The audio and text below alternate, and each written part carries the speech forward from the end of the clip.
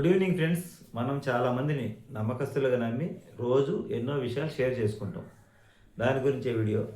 ఏ బాధ వచ్చినా, ఏ దుఃఖం వచ్చినా, ఏ సంతోషం వచ్చినా పొట్టపురం ఆపుకోలేక మనిషి అనేవాడు వేరే వాళ్ళతో షేర్ చేసుకోకపోతే మనకు నిద్ర పట్టదు. కానీ మీరు చెప్పిన విషయాన్ని అచ్చు గుర్తినట్టుగా ఎవరికి చెప్పనంటూ కనపడ్డ వాళ్ళకందరూ షాటింపు కొడతారు టమ్ముని.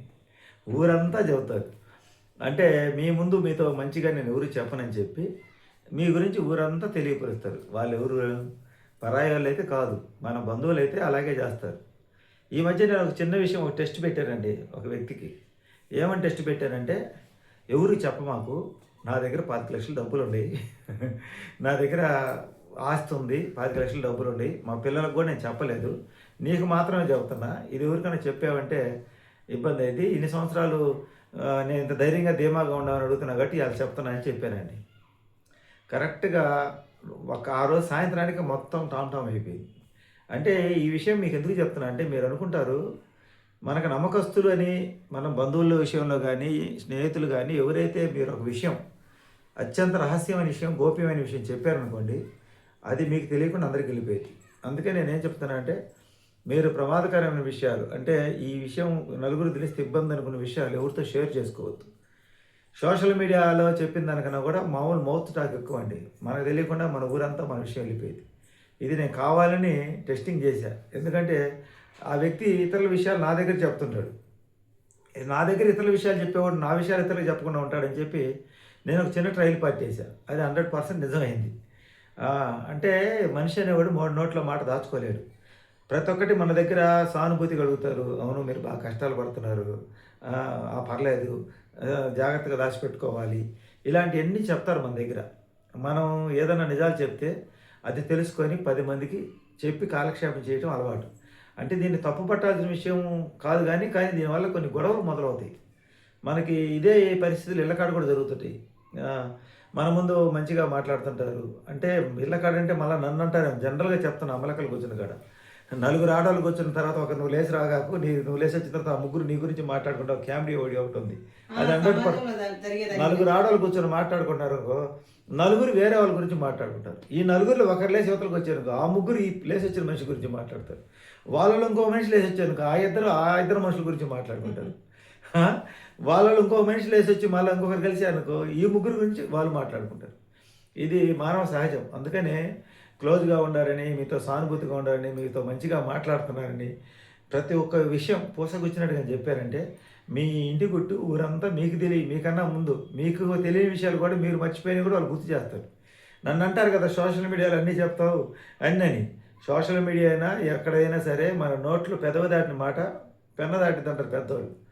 నేను ట్రయల్ పార్టీ కోసం కొన్ని ఇట్నే చెప్తుంటాను అనమాట మాటలు. అంటే నా దగ్గర ఏం లేదని చెప్పి చులకనగా చూస్తారు, అవమానంగా చూస్తారని చెప్పి లేనిది ఉన్నట్టుగా చెప్పడం అలవాటు చేసుకున్నాను ఈ మధ్య కొంతమంది దగ్గర. ఎందుకంటే వాళ్ళకి అసలు నిజాలు నేను చెప్పను.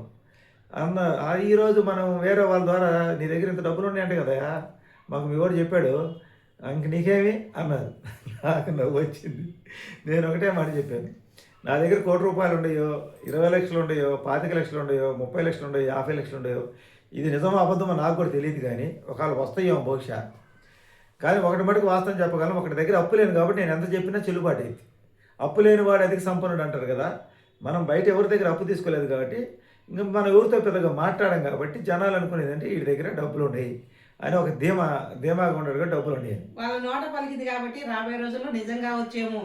అందువల్ల మనం ఏదైనా విషయం మీరు ఎవరికైనా చెప్పాలనుకుంటే, నలుగురికి వార్త తెలియాలంటే సీక్రెట్గా చెప్పండి. ఎవరి దగ్గరికి పోయి ఫేక్ న్యూస్ చెప్పాలంటే చెప్పండి సీక్రెట్గా. మీకు తెలియ ఆ బజార్ ఆటోమేటిక్గా మొత్తం తెలిసిపోయేది. ఆ బజార్ ఆ వీధి చివరి దాకా తెలిసిపోయింది.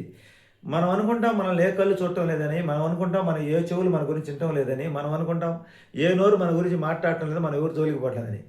ప్రతి ఒక్క కళ్ళు మిమ్మల్ని గమనిస్తూనే ఉంటాయి. ముందే ఇళ్ళకాడ కానీ బజార్లో కానీ సమాజంలో స్కాన్ చేస్తుంటాయి. సీసీ కెమెరాల కన్నా ఇంకా పవర్ఫుల్గా స్కాన్ చేస్తుంటాయి. మీరు అనుకుంటారు మమ్మల్ని ఎవరు చూడటం లేదు, మనం ఏదో మాట్లాడుతున్నాను. ఇప్పుడు ప్రపంచం అలా తయారైంది. అరుగు మీద ముందు రచ్చబండ కాడ వ్యవహారాలు ఉండేవి, ఇప్పుడు కూడా ఉండేవి. ఎక్కడికి పోలేదు. మెట్ల కాడ కూర్చొని మాట్లాడుకోవచ్చు, నలుగురు ఒకసారి కూర్చొని మాట్లాడుకోవచ్చు, ఈ రకరకాలుగా ఉండేవి. అందుకే మనిషి అనేది గుసగుసలు లేకపోతే, గాసిప్స్ లేకపోతే మనిషి జీవితం నడవదు. ఎందుకు వస్తుంది ఈ గాసిప్స్ అంటే, వాళ్ళకన్నా అవతల భిన్నంగా ఉంటాం, వాళ్ళకన్నా అవతల బాగుంటాం, అది వాళ్ళు చూసి వారు అంటే వాళ్ళకి ఆస్తి అన్నీ ఉంటాయి, కానీ ఉదాహరణకు ఉన్నారు, బా ఆస్తి లేనివాడు భార్యాభర్తలు కలిసి బైక్ మీద వెళ్తుంటారు హాయిగా. ఈ బైక్ మీద వెళ్ళేటప్పుడు అతని భార్య ఆ ఫోన్ పెట్టుకోవడానికి ఇబ్బందికి సంకకి బ్యాగ్ తగిలించుకుంటుంది. అవతల వాళ్ళకి ఆస్తి బాగుంటుంది. అదిగో చూడు, అది చూడు ఏమ్మా ఈ దూరం, స్టైల్ ఫీస్గా బ్యాగ్ తగిలించుకుపోతుంది, ఏం చదువుకున్న వాళ్ళ అని మాట్లాడతారు అనమాట. అలా మాట్లాడకపోతే అవతల మనుషులు పిలిచి మరీ చెప్తారు. అలా మాట్లాడకపోతే వాళ్ళకి నిద్ర పట్టదు. అదే తప్పు పట్టడం కాదు, కానీ మనుషుల నైజం ఎలా ఉంటుంది అంటే, వాళ్ళకు ఉన్నదాంతో సంతృప్తి చెందకుండా ఎదుటి వాళ్ళకి ఏదైతే ఉందో దాన్ని చూసి బాధపడుతుంటారు. ఇలా మాట్లాడే వాళ్ళు బాగా ఆస్తిపరులు అయి ఉండొచ్చు, మంచి స్తోమత ఉండొచ్చు, స్థితి ఉండొచ్చు, అన్నీ ఉండొచ్చు. కానీ వాళ్ళకి లేనిది ఎదుటి వాళ్ళ దగ్గర, ఇప్పుడు వాళ్ళ దగ్గరే ఆ బండి మీద భార్యాభర్తలు ఇద్దరు కలిసిపోతున్నారు, ఆ ఫోన్ పట్టుకోవడానికి ఇబ్బంది, ఒక బ్యాగ్ సంఘం తగిలించుకున్నారు, అదేం తప్ప. సంచి పట్టుకో, హ్యాండ్ బ్యాగ్ లేని వాళ్ళు ఎవరు ఇప్పుడు సంచులు లేవు కదా ఈ రోజుల్లో, గుడ్డ సంచులు లేవు. హ్యాండ్ బ్యాగ్లు వేసుకొని దాంట్లో ఫోన్ పెట్టుకోవడానికి, చిల్లర డబ్బులు ఏమైనా ఉంటే వేసుకోవడానికి, చేతితో పట్టుకోలేరు కదా, బండి కింద ఎట్ట పట్టుకుంటారు. తగిలించుకోవడం కూడా తప్పుగానే చూస్తారు సమాజం. కానీ దీంట్లో కామెడీకి తీసుకోవాలి మనం. మీకు ఏదైనా విషయం పబ్లిసిటీ కావాలంటే టీవీల్లో, మైకుల్లో, యూట్యూబ్లో చెప్పాల్సిన అవసరం లేదు. ఒక చెవిలో గుసగుస పోదండి, ఆటోమేటిక్ ఊరంతా స్ప్రెడ్ అయిపోయింది. అది అది వాళ్ళకి నచ్చని విషయం అంటే, మనం సంతోషంగా ఉన్న విషయం, మనకు బాగా డబ్బు వచ్చిన విషయం, మన దగ్గర బాగా ఆశపోయిన విషయం, ఇవన్నీ చెప్పండి. పాజిటివ్ విషయాలు చెప్పినా పాస్ అయిపోద్ది, నెగిటివ్ విషయాలు చెప్పినా స్ప్రెడ్ అయిపోయింది. అంటే ఒక విషయానికి 10 విషయాలు కలుస్తాయి అన్నమాట. ఇలాంటి సమాజంలో మనం బతుకుతున్నామండి. నేను చెప్పిన కథ ఏంటంటే, మనం లేనప్పుడు మన గురించి మాట్లాడుకుంటారు, మన గురించి అక్కడ చెప్పినప్పుడు అక్కడ ఏది మాట్లాడుకుని ఇక్కడ మన దగ్గర వచ్చి మాట్లాడతారు. అటు నుంచి ఇటు ఏదో ఎవరి గురించి అయినా మన దగ్గర చెప్తున్నారంటే, వాళ్ళు తప్పనిసరిగా నీ గురించి అవతల చెప్తారనేది గుర్తుపెట్టుకో. వాళ్ళకి నీవు స్నేహితుడు కాదు, అవతల వాళ్ళు శత్రువులు కాదు. నీకు అవతలకి నీకు గిట్టని మనిషి దగ్గర నీ దగ్గర చెప్పారంటే నీ విషయం తెచ్చిపోయి అక్కడ చెప్తారు. వాళ్ళకి అదొక ఎంటర్టైన్మెంట్. అగ్గి రాజ్యాలు అంటారు వీళ్ళని. ఇక్కడ అగ్గిపుల్ల చేసి మంట వేసుకొని ఆ మంట మండుతుంటే చలిలో వీళ్ళు చలిగా ఆపుకుంటారు అనమాట. వాళ్ళ అవతరాలు గొడవ పెట్టుకుంటే. ఇలాంటి మీ ఏరియాలో కూడా జరుగుతున్నా, ఎక్కడైనా జరుగుతున్న కామెంట్ చేయండి. పూర్వం రోజులే కాదు, ఇప్పుడు కూడా. అందుకే ఇప్పుడు మనుషులతో మాట్లాడకుండా ఫోన్లతో మాట్లాడుకుంటారు, లైవ్ల్లో మాట్లాడుకుంటారు, ఇన్స్టాగ్రామ్లో మాట్లాడుకుంటారు, వాట్సాప్లో మాట్లాడుకుంటారు, ఫేస్బుక్లో మాట్లాడుతున్నారు. అంటే మనిషితో మాట్లాడితే గొడవలు జరుగుతున్నాయి, అగ్గిపడుతుందని ఎక్కువ మనుషులు ఒంటరిగా జీవించడానికి ప్రయత్నం చేస్తున్నారు. మా ఊర్లోనే కాదండి, నేను మా అమ్మ వాళ్ళ ఊరు, అక్కడ ఊరికి పోయినా అక్కడ కూడా మా ఇరుపరు ఎవరు మాతో పెద్దగా మాట్లాడరు. ఏదైనా అవసరమే తప్ప. పక్కన వాళ్ళు మాట్లాడంటే ఇంటి ముందు చెత్త క్లీన్ చేసుకో, చెట్లు కొట్టేయమంటారు. యువతల వాళ్ళు మాట్లాడంటే రెంట్కి వచ్చు కదా అంటారు. ఇంకొకళ్ళు మాట్లాడంటే ఇల్లు అమ్మొచ్చు కదా అంటారు. ఇలాంటి తప్పనించి జనరల్గా మనకు బాగున్నారా, ఎప్పుడు వచ్చారు, ఏంది, పిల్లలు బాగున్నారా, ఏం చేస్తున్నారు అని కుశల ప్రశ్నలు పూర్వం రోజులు అడిగారు. మాటలు పోయినాయి. ఎందుకంటే మనిషికి మధ్యలో పెరిగిపోయింది, దూరం పెరిగిపోయింది. అందువల్ల ఇలాంటి ఎక్కువ అవుతున్నాయి. ఇటు క్లోజ్గా మాట్లాడుకుంటూ గొడవలు వస్తున్నాయని చెప్పి మనుషులతో మాట్లాడటం మర్చిపోయారు, అవసరం ఉంటే తప్పనించి. అలాంటి పరిస్థితుల్లో మనం ఉండం. ఎందుకంటే ఇది ఒక్కళ్ళ వల్లగా సమాజంలో ఆటోమేటిక్గా వచ్చేసింది మార్పు. ఇది ఈర్ష్య, అసూయ, ద్వేషం, పోటీ తత్వం, ఇవన్నీ కూడా. కష్టపడి సంపాదించుకునేవాడు ఒకడైతే వాడి సంపాదన ఎలా కొలగొట్టాలని ఖాళీగా ఉన్నాడు కూడా ప్లాన్ చేస్తున్నాడు, ఎత్తులపై ఎత్తులేసి.